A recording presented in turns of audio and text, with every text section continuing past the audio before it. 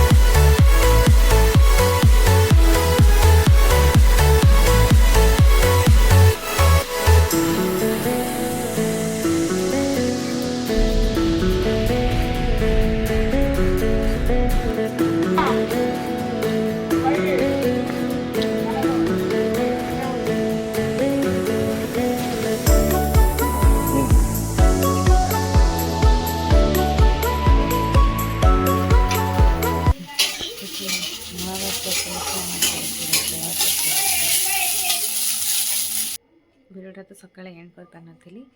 ମାମୁନର ଜ୍ୱର ହେଉଛି ଯେହେତୁ ଦିନ ସାରା ଆଜି ସେ କାନ୍ଦୁଛି। ଜମା ତଳେ ଥୋଇଲା ମାନେ ହିଁ ସେ ଚେଚିଲା ରାବ ଦେଇ କାନ୍ଦୁଛି। ତେଣୁ ତା ପିଛା ତାକୁ ଦିନ ସାରା ଆଜି ଧରିକି ବସିବାକୁ ପଡ଼ୁଛି। ତେଣୁ ପୁରା ହାଲିଆ ହେଇସାରିଲେଣି, ନିଜେ ବି ଟାୟାର୍ଡ଼ ଲାଗିଲେଣି ପୁରା।